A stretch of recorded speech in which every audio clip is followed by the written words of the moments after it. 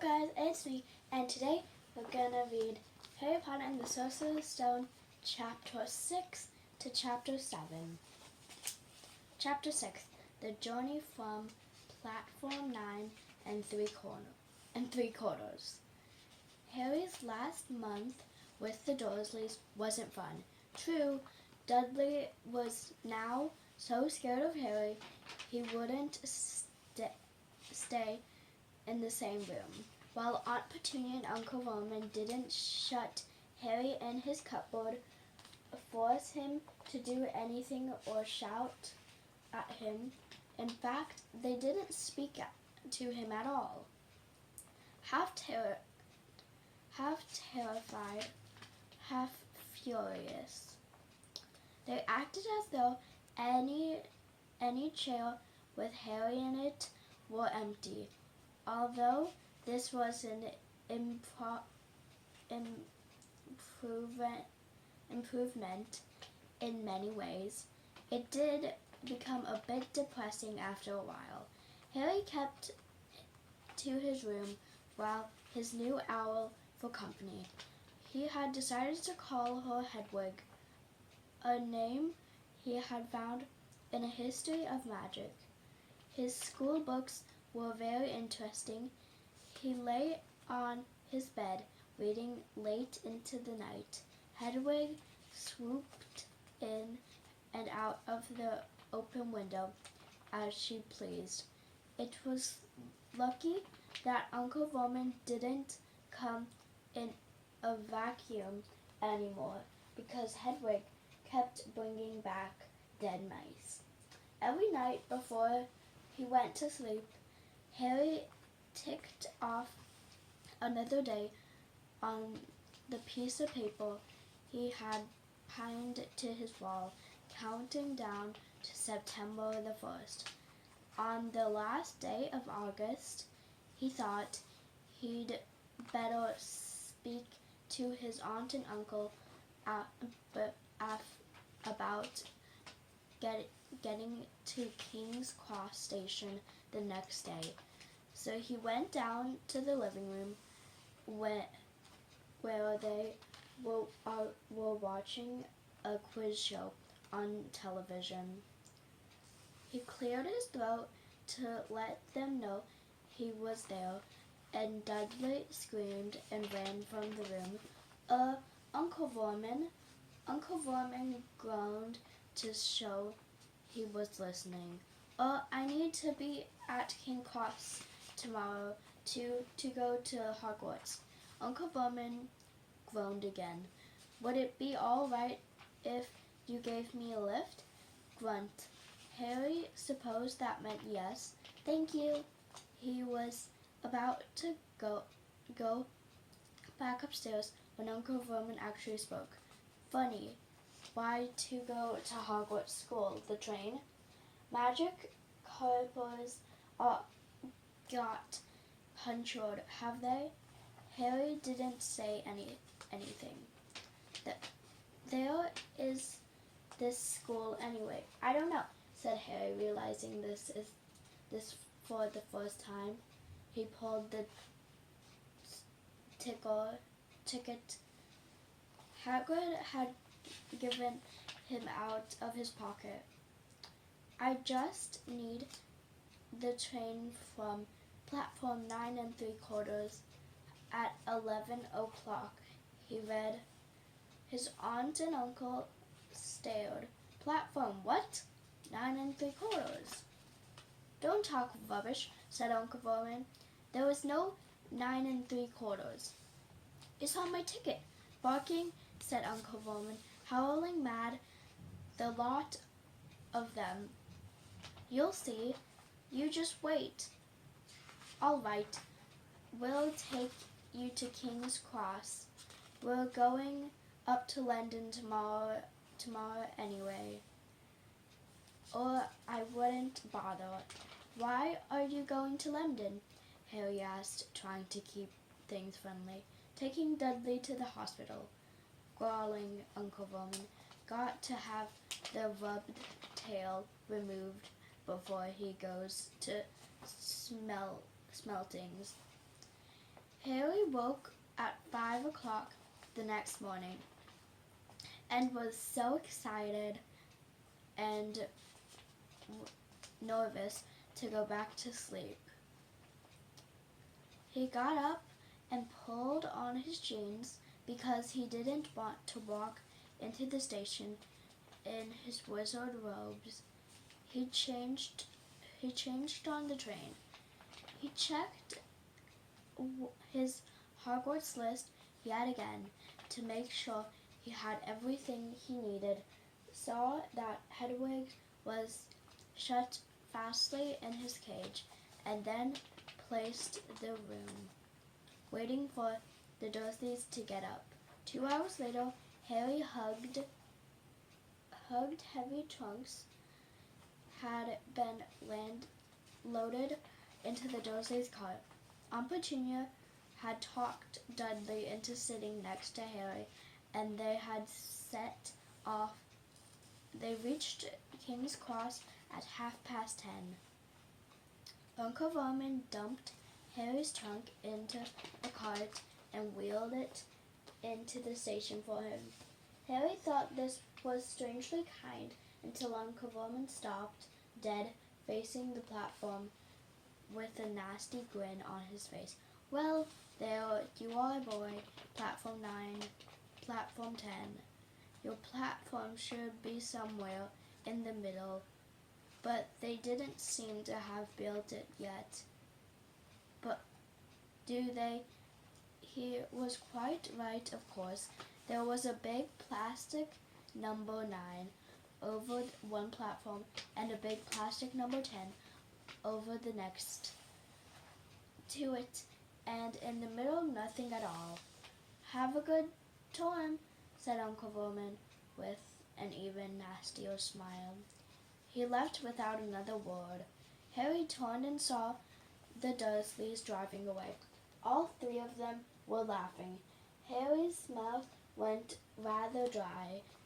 What on earth was he going to do? He was starting to attract a lot of funny looks because of Hedwig. He'd have to ask someone. He stopped a passing guard, but didn't dare mention platform 9 3/4. The guard had never heard of Hogwarts, and when Harry couldn't even tell him what part of the country it was in, he started to get annoyed, as though Harry was being stupid on purpose.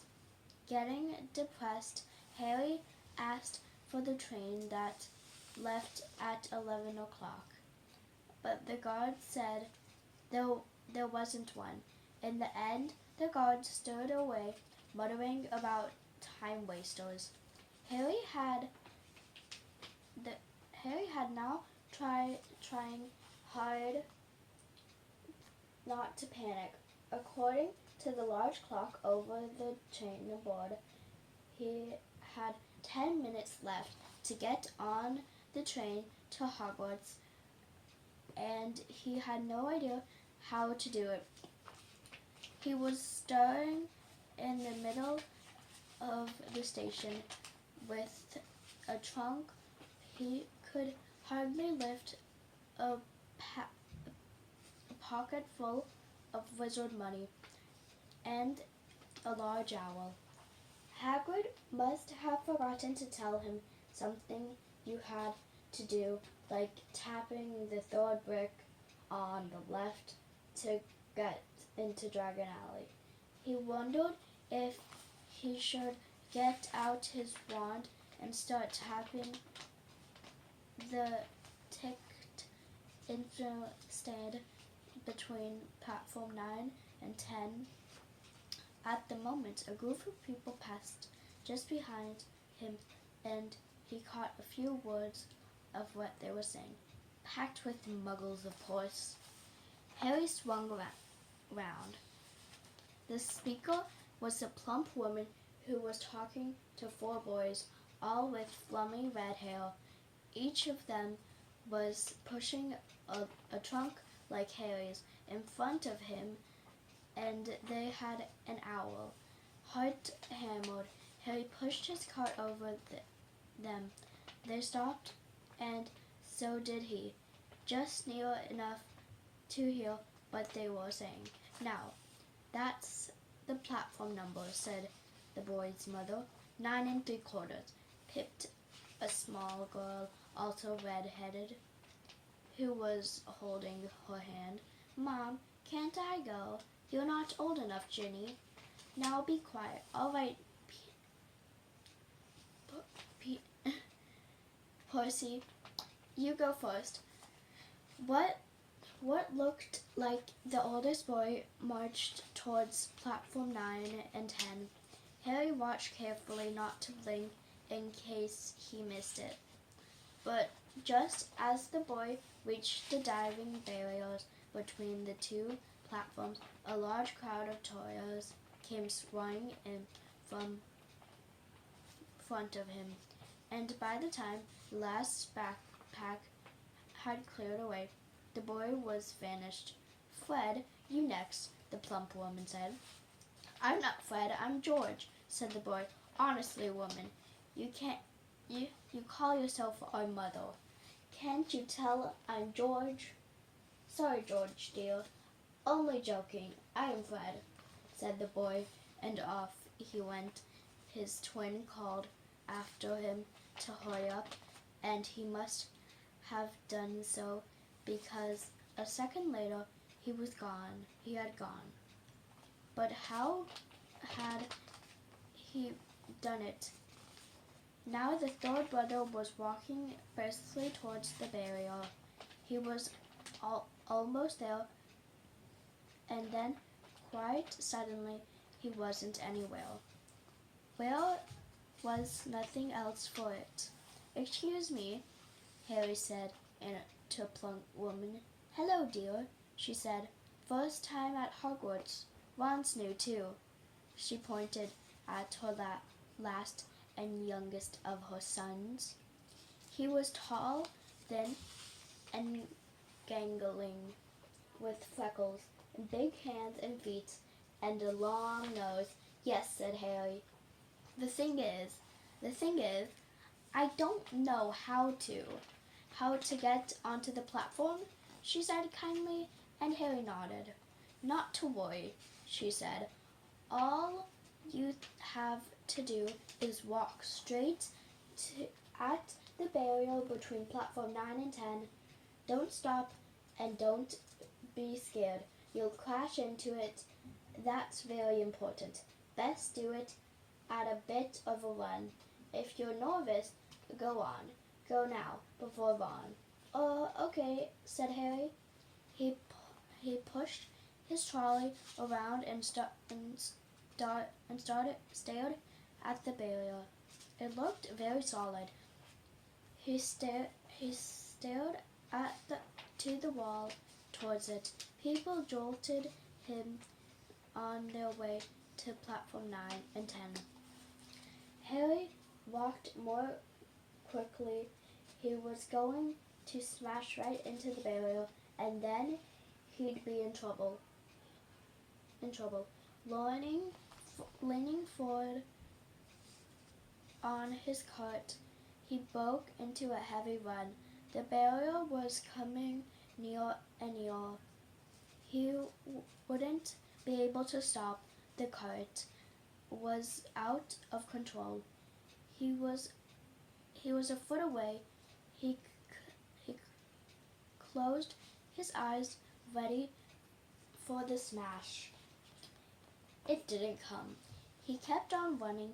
He opened his eyes. A Scarlet Storm engine was waiting next to the platform, packed with people.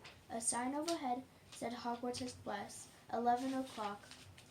Harry looked towards him and saw a thrilled iron archway. Where the barrier had been with the words platform 9 3/4 on it. He had done it. Smoke from the engine drifted over the heads of the chatting crowds, while cats of every color wandered here and there between their legs, owls hooting to one another in discussion. Shorts soared away over the babble and the scraps of heavy trunks. The first few carriages were already packed with students, some hanging out of the window to talk to their families, some fighting over seats. Harry pushed his cart off down the platform in search of an empty seat. He paused.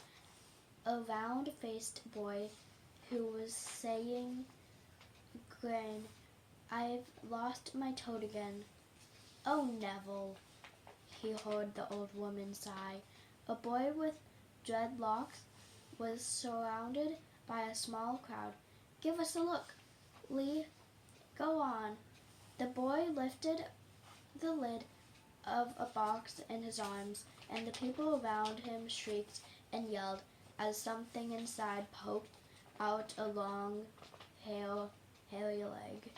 Harry pressed on through the crowd until he found an empty compartment near the end of the train. He put Hedwig inside first, then stared to shove and heave his trunk towards the train door. He tried to lift it up the steps, but could hardly raise one end, and twice he dropped it painfully on his foot. What a hand! Want a hand? It was one of the red-haired twins. He'd followed through the barrier. "Yes, please," Harry panted. "Oi, Fred, come here and help." With the twins, help Harry's trunk was the last trunket away in a corner of the compartment. "Thanks," said Harry, pushing his sweaty hair out of his eyes. "What's that?" said one of the twins, pointing at Harry's lightning scar. Blimley, said the other twin. "Are you?" "He is," said the first twin. "Aren't you?" he added to Harry. "What?" said Harry. "Harry Potter," crossed the twins. "Oh, him," said Harry. "I mean, yes, I am." The two boys gawked at him, and Harry felt himself turning red. Then, to his relief, a voice came floating in through the train's open door. "Fred, George, are you there? Come in, Mom." With a last look at Harry, the twins hopped off the train. Harry sat down next to the window, where, half hidden, he could watch the red-haired family on the platform and hear what they were saying. Their mother had just taken out the handkerchief. "Ron, you've got something on your nose." The youngest boy tried to jerk out of the way, but she grabbed him and began rubbing the end of his nose. "Mom!" Gruff. He wiggled free. He inked. Ronnie got some Vic on his nose," said one of the twins. "Shut up," said Ron. "Where's Percy?" said their mother. "He's coming now." The oldest boy came straight into sight.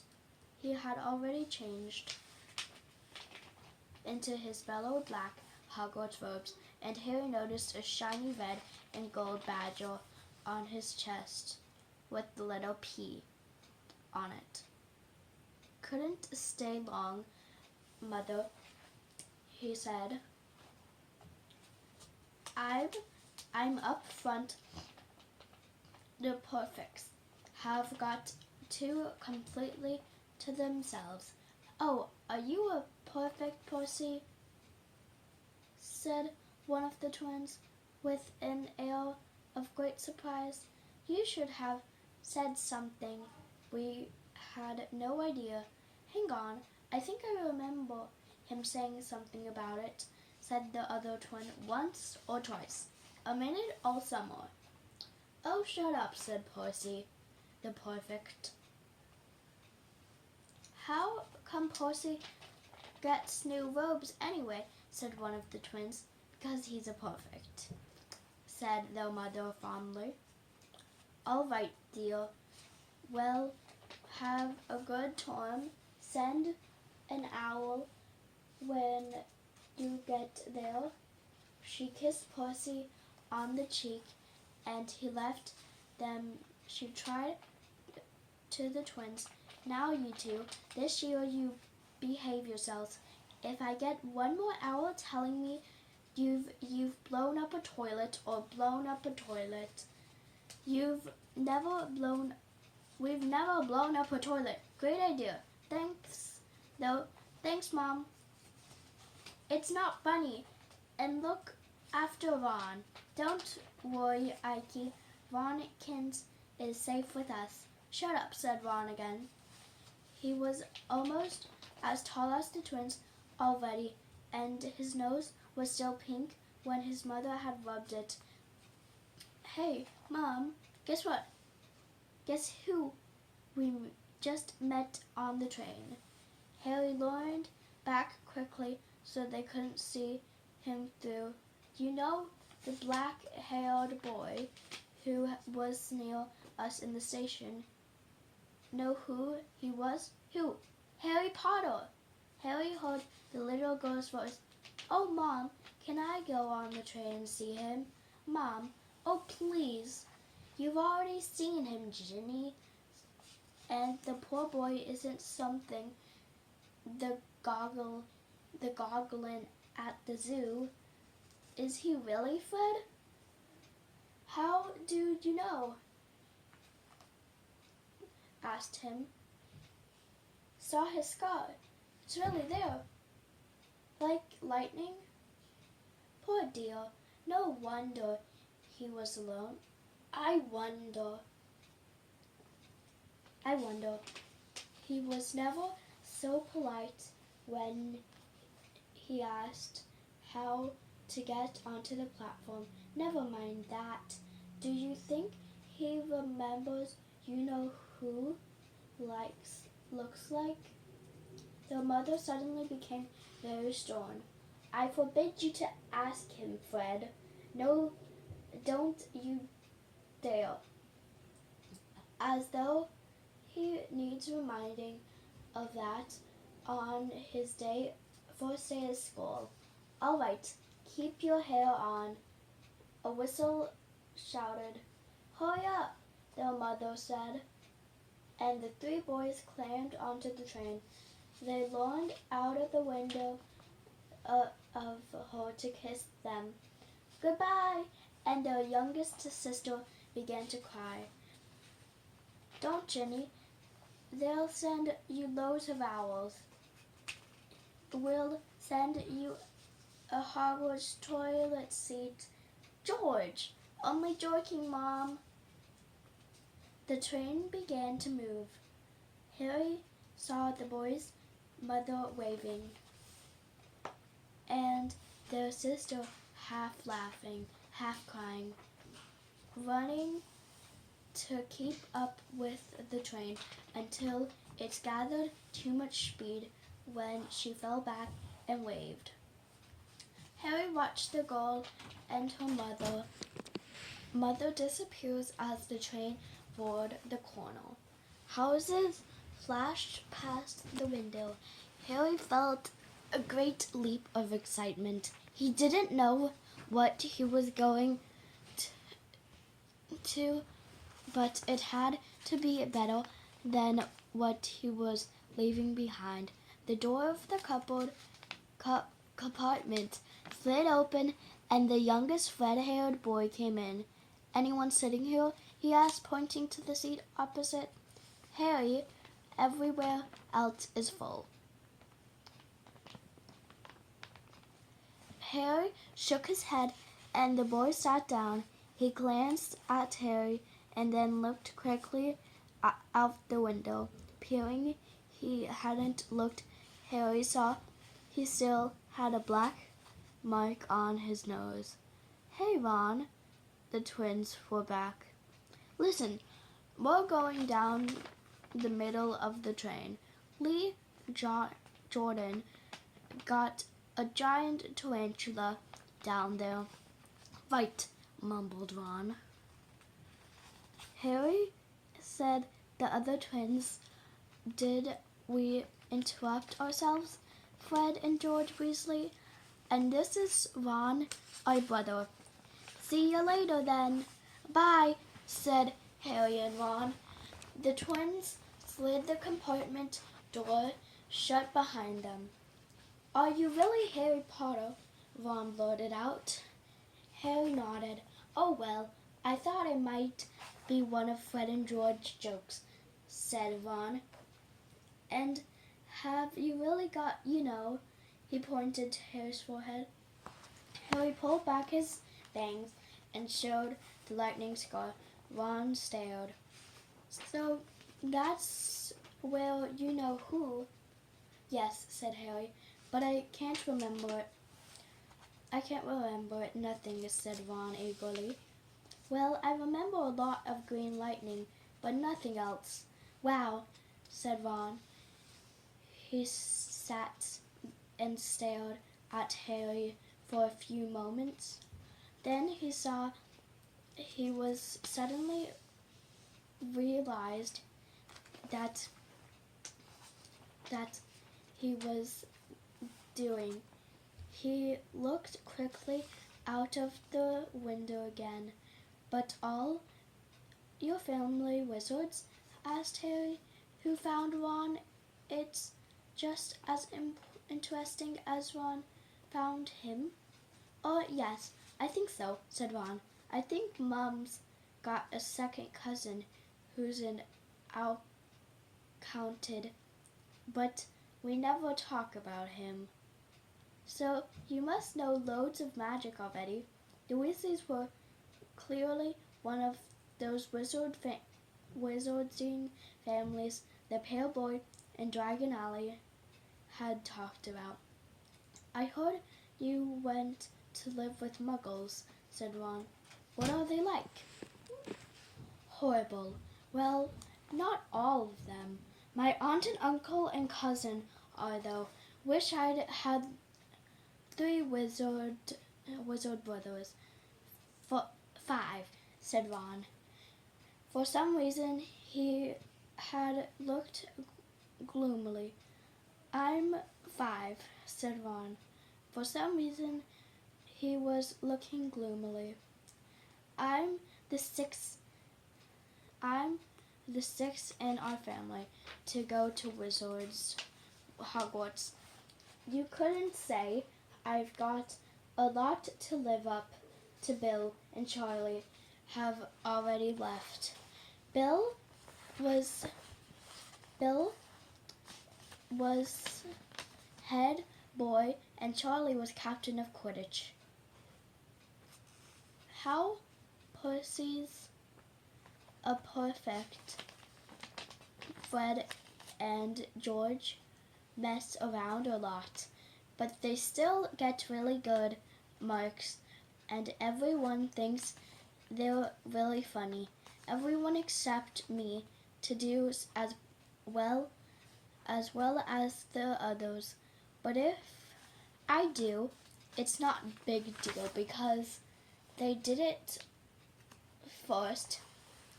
You never got anything new either.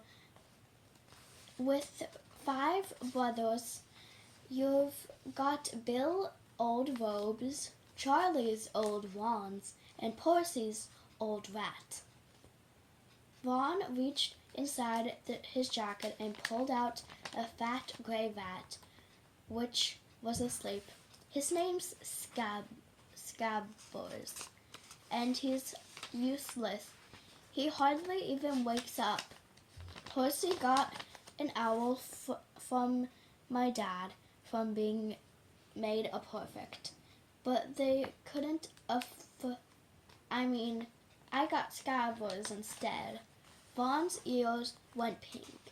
He seemed to think he'd said too much, because he went back to staring out the window.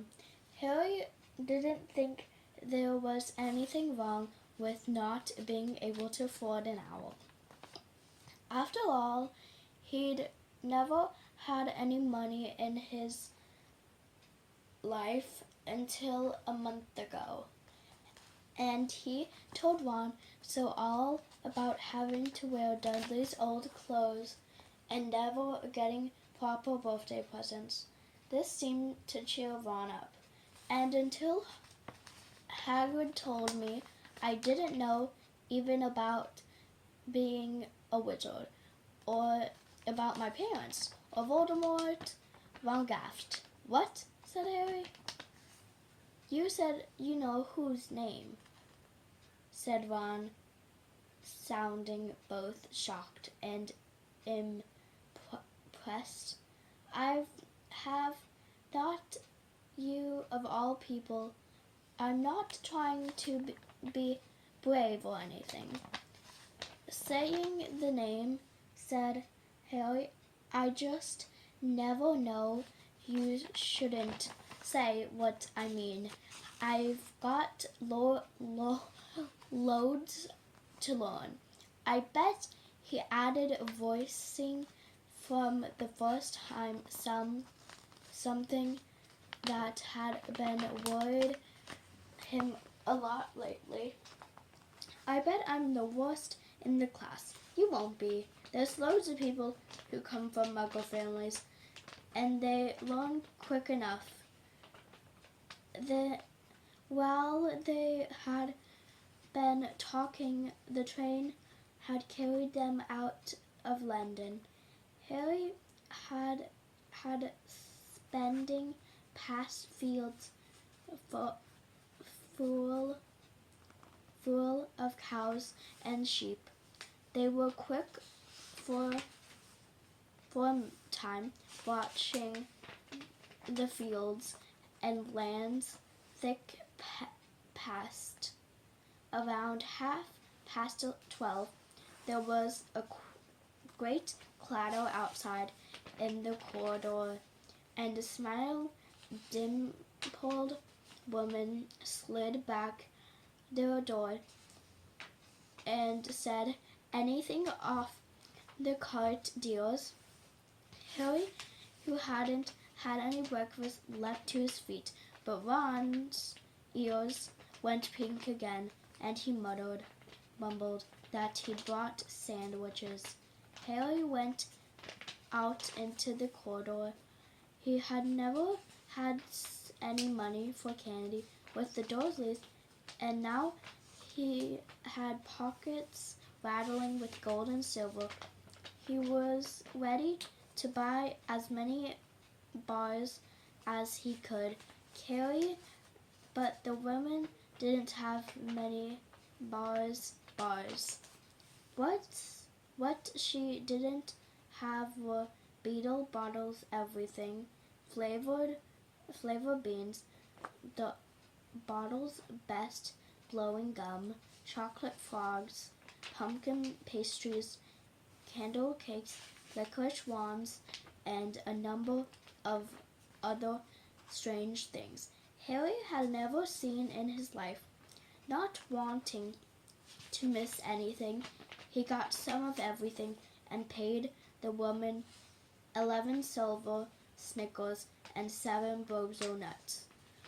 Ron stared at Harry, brought it back to the cupboard, and tied it onto the empty seat.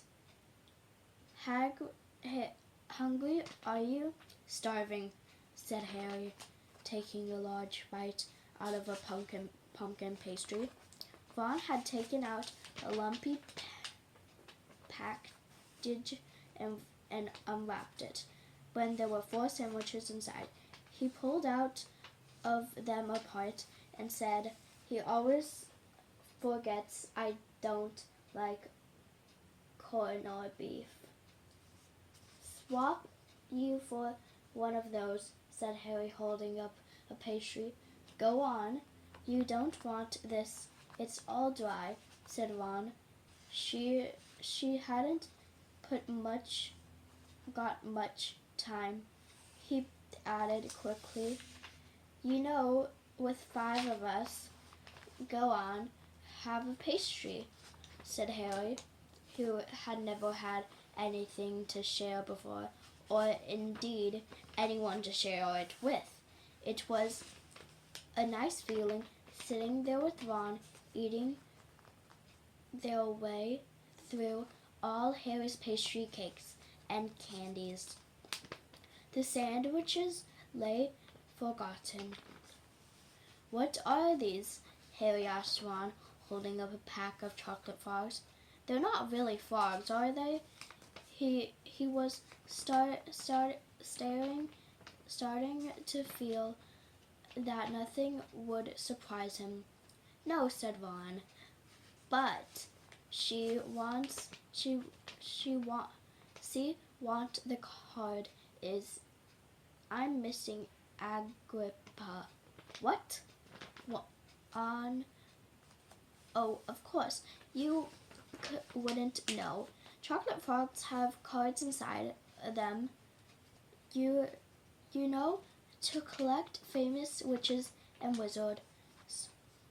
I've got 500, but I haven't gotten Agrippa or Ptolemy. Harry unwrapped his chocolate frog and picked up the card. He shows a man's face.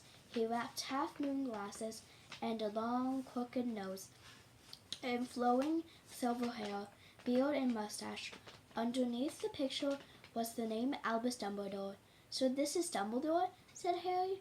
Don't tell me you'd never heard of Dumbledore, said Ron. Can I have a frog?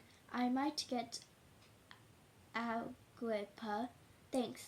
Harry turned over his card and read Albus Dumbledore. Certainly Headmaster of Hogwarts. Contrast by numbers of greatest wizard of modern times. Dumbledore is particularly famous for the defeat of the dark wizard Grindelwald in 1945, for the discovery of the 12 used of dragon's blood, and his work on alchemy with the partners Nicole Fresnel,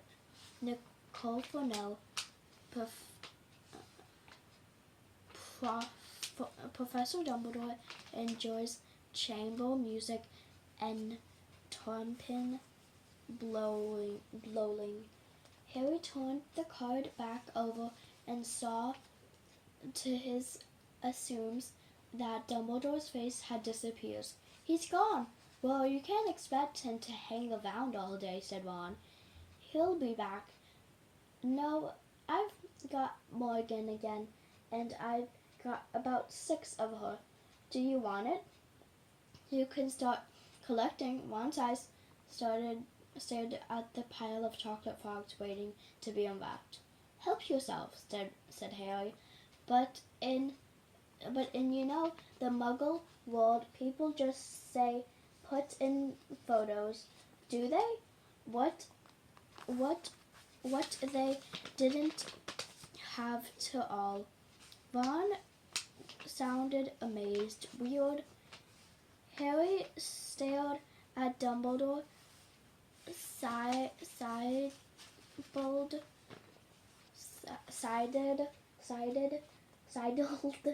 back into the picture on his card and gave him a small smile. Ron was more interested in eating the frogs than looking at the famous witches and wizards cards, but Harry couldn't keep his eyes off them. Soon he had got not only Dumbledore and Marissa, but Hengist of Woodcraft, Aldrich Glumson, Scarius, Plumpson, and Morel. He finally tore his eyes away from the genius Carson, who was scratching her nose on open a page of beetle bottles, every flavor beans. You want to be careful with those, Ron warned Harry. They say every flavor, that means every flavor. You know, you get all the ordinary ones like chocolate and peppermint and marmalade, but then you can get spinach and liver and tribe, gorgon, twemkins. He had a booger-flavored one once.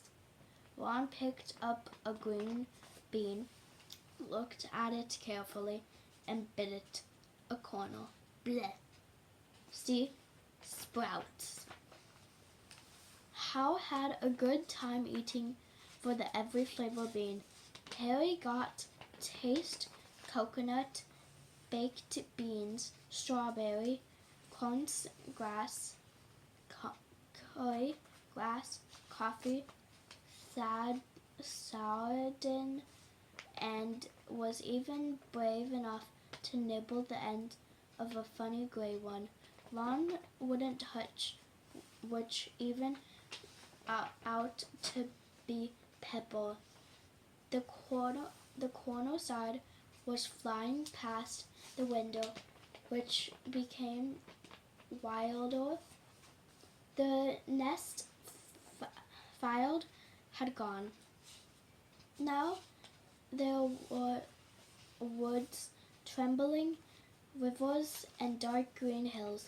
There was a knock on the door of their compartment, and a round-faced boy Harry had passed on platform 9 3/4 came in. He looked tearful. "Sorry," he said, "but have you seen a toad at all?" When they shook their heads, he wailed, "I've lost him. He keeps getting away from me. He'll turn up," said Harry. "Yes," said the boy mischievously. "Well, if you see him, he left, but getting away from me. He'll turn up," said Harry. "Yes," said he left. "Don't know why he's so bourbon," said Ron. "If I'd brought a toad, I'd lost it as quick as I could. Mind you, I brought Scabbers, so I couldn't talk." The rat was still snoozing on Ron's lap. "He might have died, and you wanted to know the difference," said Ron in despair. "I tried to turn him yellow yesterday to make him more interesting, but the spell didn't work. I'll show you. Look." He rumbled around in his trunk and pulled out a very bumbled-looking wand. It was chipped in places, and something white was glided to the end, unicorn hairs nearly poking out. Anyway, he had just raised his wand. Then the compartment door slid open again. The toadless boy was back, but this time he had a girl with him. She was already wearing her new Hogwarts robes. "Has anyone seen a toad? Never lost one," she said. She had a bossy sort of voice, lots of bushy brown hair, and rather large front teeth. "We've already told him we haven't seen it," said Ron, but the girl wasn't listening. She was looking at the wand in his hands. She sat down. Ron looked taken back. All right." He cleared his throat. Sunshine Daisy, Buttermelon turned the stupid fat rat yellow. He waved his wand, but nothing happened. Scrabble stayed gray and fast asleep. "Are you sure that's a real spell?" said the girl. "Well, it's not very good, is it? I've tried a few simple spells just for practice, and it's all worked for me. Nobody in my family magic at all." It was even sure a surprise when I got my letter, but I was even so pleased, of course. I mean, it's the very best school of witchcraft there ever I've heard. I've learned all our course books by heart. Of course, I just hope it would be enough. If Hermione Granger, by the way, who are you?" she said all this very fast. Harry looked at Ron and then was relieved to see by her stunned face that he hadn't learned all the course books by heart either. "I'm Ron Weasley," Ron muttered. "Harry Potter," said Harry. "Are you really?" said Hermione. "I know all about you. Of course, I got a few extra books for background reading, and you're a modern magic history and the rise and fall of the dark arts and great wizards events of the turning century." "Am I?" said Harry, feeling dazzled. "Goodness, didn't you know? I'd have found out everything I could if it was me," said Hermione. Do either of you know what house you'll be in?" "I've been asking around, and I hope I'm in Gryffindor. It sounds by far best. I heard Dumbledore himself was in it, but I suppose Ravenclaw wouldn't be so bad. Anyway, we'd better go and look for Neville's toad. You two have best change, you know. I expect we'll be there soon." And she left, taking the toadless boy with her. "Whatever house I'm in, I hope she's not in it," said Ron. He threw his wand back into his trunk. "Stupid spell. George gave it to me. Bet he knew it was a dud." "What house are your brothers in?" said Harry. "Gryffindor," said Ron. Gloom seemed to be settling on him again. "Mom and Dad were in it too. I don't know what they'll say if I'm not. I don't suppose Ravenclaw would be too bad, but imagine if they put me in Slytherin. That's the house full. I mean, you know who is in." "Yeah," said Ron. He flopped back into his seat, looking depressed.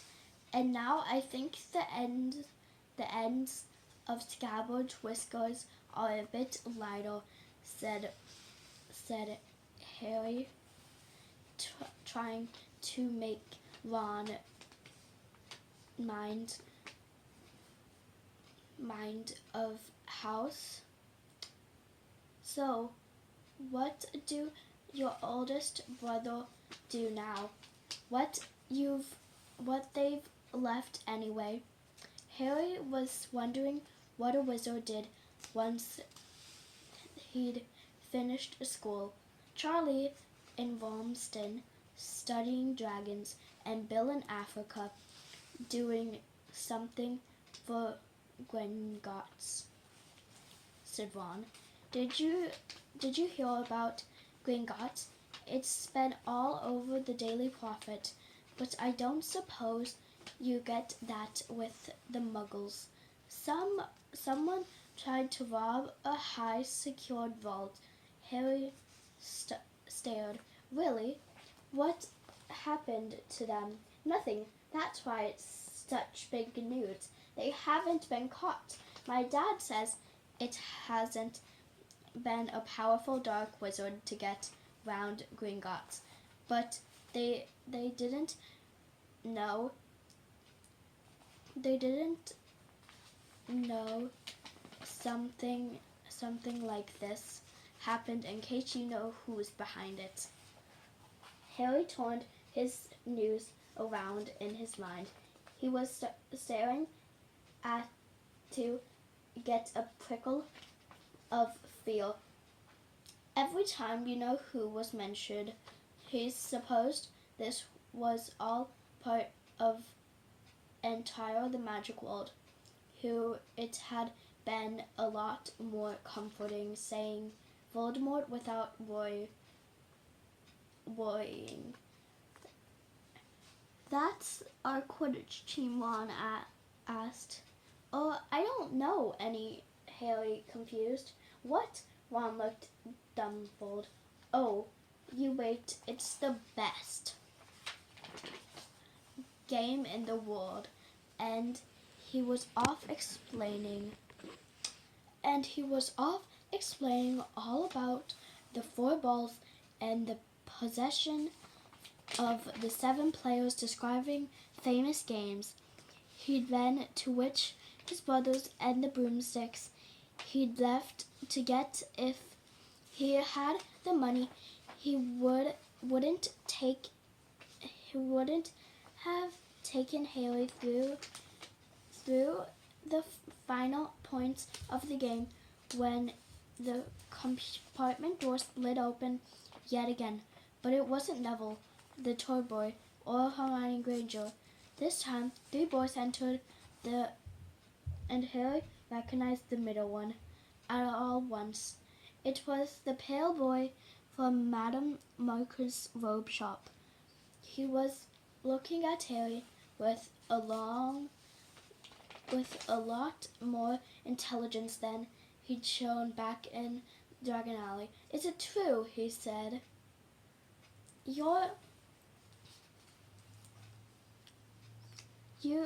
Is it? So it's you, is it? Yes, said Harry.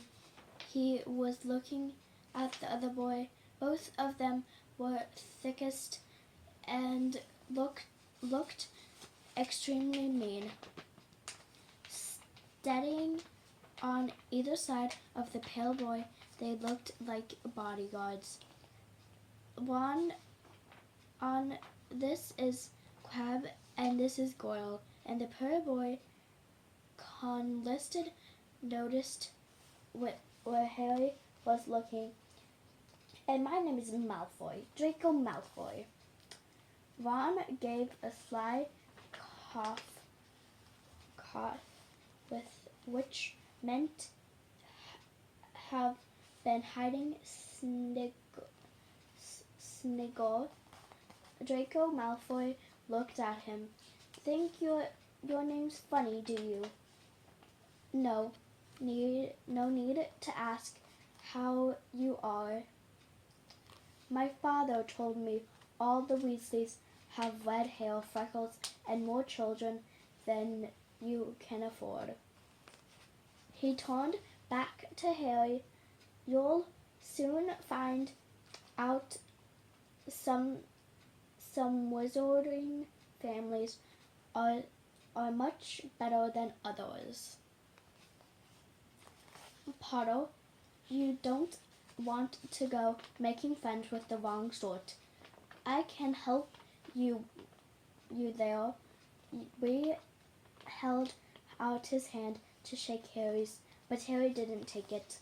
I think I can tell who the wrong sort are for myself, thanks, he said coldly. Draco Malfoy didn't go red, but a pink tingly poured in his pale cheeks. I'd be careful if I were you, Potter, he said slowly, unless you're a bit politer. You'll go the same way as your parents.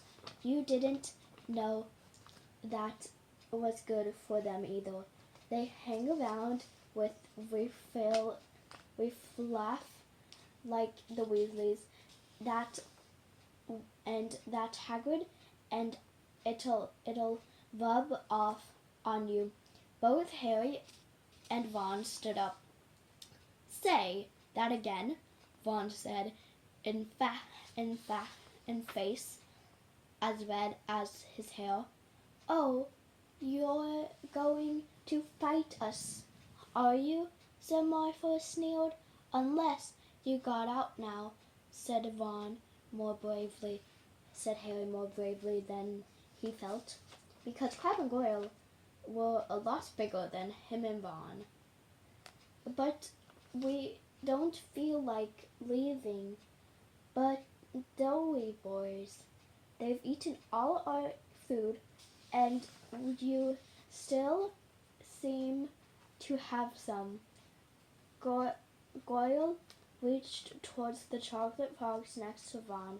Ron leapt forward, but before he could much as touched Goyle leapt out a horrible yell. Scabbers, the rat was falling off his finger, a sharp little teeth mark deep in Goyle's knuckle.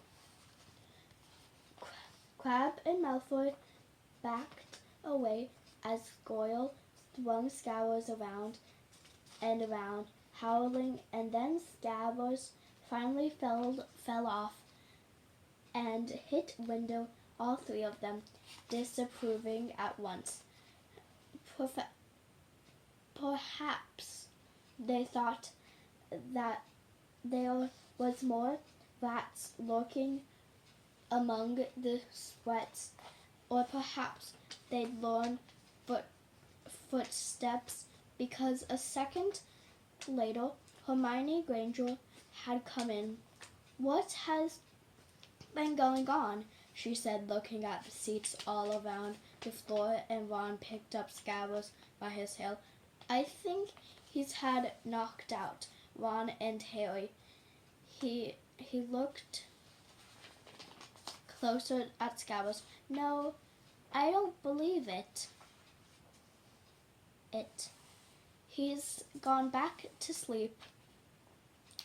And so he's had. You've met Malfoy before, Harry explained about him meeting in Dragon Alley. I've heard of his family, said Ron darkly. Said Ron darkly. They were some of the first who came back to our side before you know who disappeared. Said they'd been bewitched. My dad didn't believe it. He says Malfoy's dad didn't need to excuse to go over to the dark side. He turned to Hermione. Can we help you with something? You'd be better hurry up and put your robes on. I've just been up to the front to ask the conductor, and he says we've nearly there, and we've been fighting. Have you? You'll be in trouble before we even get there. Scabbers has been fighting, not us, said Ron, scolding at her. You'd had mind leaving while we change. All right, I only came in here because people outside are behaving like childish racing up and down the corridor, said Hermione in a sniffling voice. And you've got dirt on your nose, by the way. Did you know? Ron glared at her as she left. Harry pierced out the window. It was getting dark. He could get mountains and forests under a deep purple sky. The train did seem to be slowing down. He and Ron took off their jackets and pulled on their long black robes. Ron's were a bit short for him. They could see his sneakers underneath them. A voice echoed throughout the train. We will be reaching Hogwarts in 5 minutes' time. Please leave your luggage on the train. It will be taken to the school separately.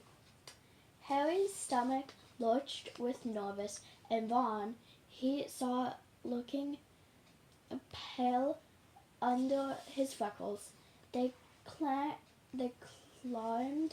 their pockets with the last of the sweets and joined the crowd thronging the corridor. The train slowly right down the final stopped. People pushed their way towards the door and out on the tiny dark platform.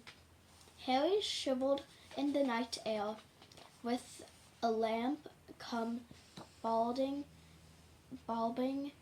over the heads of the students, and Harry found a familiar voice. First years, over here. All right, there's where Harry. Hagrid's big, furry face beamed over the sea of heads. Come on, follow me. And more first years. Mind your steps now. First years, follow me. Slipping the stubble, they followed Hagrid down that seemed to be a narrow path. It was so dark on either side of them that Harry thought there must be thick trees there. Nobody spoke much. Neville, the boy who kept losing his toad, sniffed once or twice. You'll get your first sight of Hogwarts in a sec, Hagrid called over his shoulder. Just round this best here. There was a loud ooh. The narrow path was suddenly onto the edge of the great black lake. Piercing atop the high mountains on the other side, its windows sparkle in the starry sky, was a vast castle with many tunnels and towers. No more than four to a boat. Hagrid called, pointing to a fleet of little boats sitting on the water by the shore. Harry and Ron were followed into a boat by Neville and Hermione. Everyone in, shouted Hagrid, who had a boat to himself. Right then, forward! Then the felt of little boats moving off all the little grinds across the lake, which was as smooth as glass. Everyone was silent, staring up at the great castle overhead. It towered over them as they sailed nearer and nearer to the cliff on which it stood. Heads down, yelled Hagrid as the first boat reached the cliff. They all bent their heads, and the little boats carried them through a curtain of ivy that hid a wide opening in the cliff face. They were carried along the dark tunnel, which seemed to be taking them right underneath the castle onto the reach, a kind of underground harbor, where they clambered out onto rocks and pebbles. "Oi, you there! Is this your Toad?" said Hagrid, who was checking the boats as people climbed out of them. "Trevor!" cried Neville blissfully, holding out his hands when they climbed into a passageway in the rock.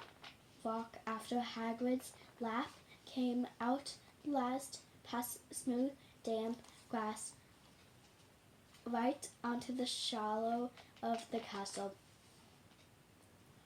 They walked at the foot of the stones, smoothed, and "Get your Toad!" Hagrid raised a grumbling fist and knocked 3 times on the castle door. Okay guys, bye! See you in the next video!